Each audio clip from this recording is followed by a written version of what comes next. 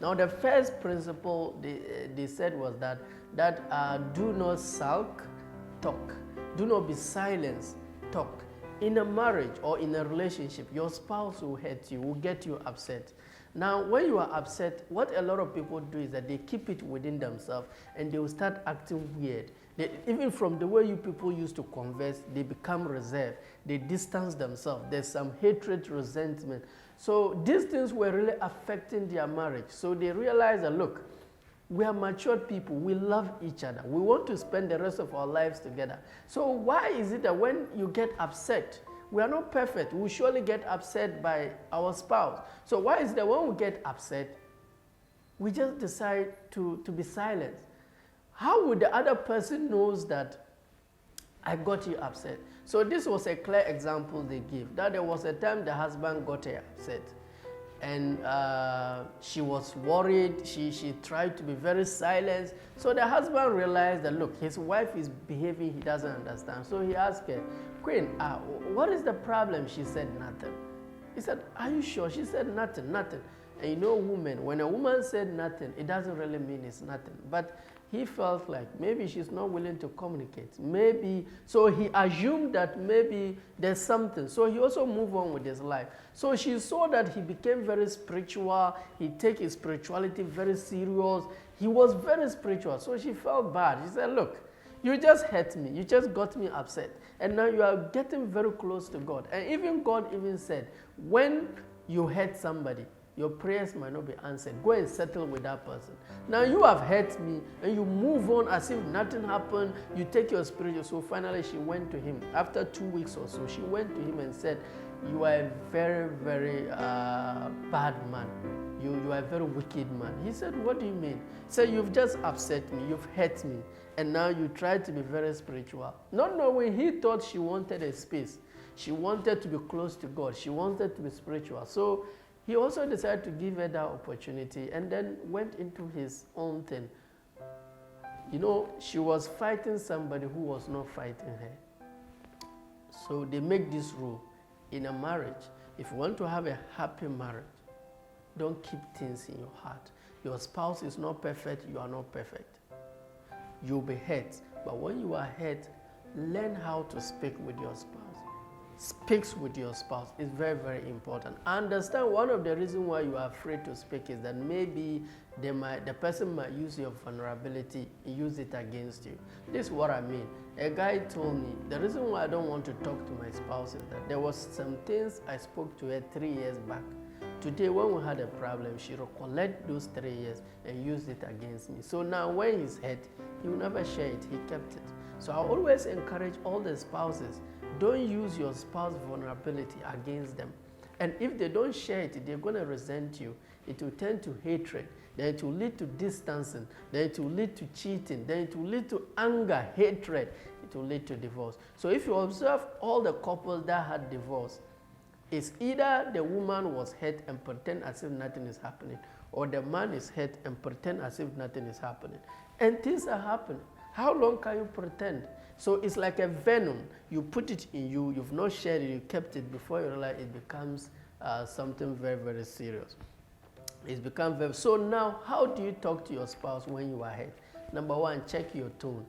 When you are hurt, your tone is very, very important, because sometimes you might be right, but if you tone very bad, you end up being wrong. Sometimes not having the right thing is how you say it. Sometimes if your tone is very bad, although you are right, you end up being wrong. So one way to know how to communicate with your spouse is your tone. Okay, for example, you can say, Queen, I loved you so much, and I'm willing to do everything I can for us to have a happy home, especially what I've been through. But if you continue this thing you are doing, honestly, I'm sorry, I just have to move on. I have to quit. Or maybe you, the woman, can say, look, my husband, I love you so much. There's no question about that. I can do everything for you. And I'm willing to work everything for us to have a happy home. But this thing you do, anytime you do, this is how it makes me feel. And if you continue, I have to stop it. I have to quit with you. I have to give up. Now, the problem is that a lot of people are insecure. They are afraid of losing the other partner. That is why I always encourage you must be independent and secured before you go into a relationship, or else you walk on eggshell. And if you see your spouse going wrong, you might not have the courage, the strength to let them know they are going wrong. And unless you let them know they are going wrong, they will continue to repeat what they are doing because they are not angels and they don't know. So it's very, very convenient. It's very, very important for you to be secured in yourself and to be very independent. Then you can let the person know when they are going wrong. So you must learn how to communicate. If you keep things, it's going to escalate, it's going to be big, and then you are not going to have a happy home. So if you really want to have a happy home, you get upset, expect it, you get upset by your spouse. Once you get upset, the first thing you do is that talk about it. And number one, the tone. The second is the timing. There's a time for you to communicate with your spouse. So that you can get the person's attention. So you look at the convenient time, and the next is your attitude. If you overreact, trust me, it will just enter here and pass here. If you really want to fix your marriage, don't keep things, talk about it. How do you talk about it? The tone. Queen or honey, I loved you. I'm willing to do anything for you. But anytime you do this, this is how it makes me feel. And trust me, if you continue, I have to give up. But how can you say that? It's because you are independent and you are secured in yourself. Let me tell you, true security, true freedom is not in having a person or having someone. It's knowing you can do without that person. So when you know you can live without that person, then you'll be in a better position to let the person know when they are going wrong.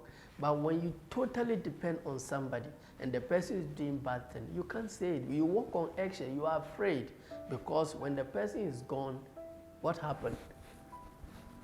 You feel like your life is gone. So it's very, very bad to completely depend on another human for your survival. Be independent, be secured, and then depend on God. As for individual, it's love that brought you people together. And when you see them going wrong, don't keep things.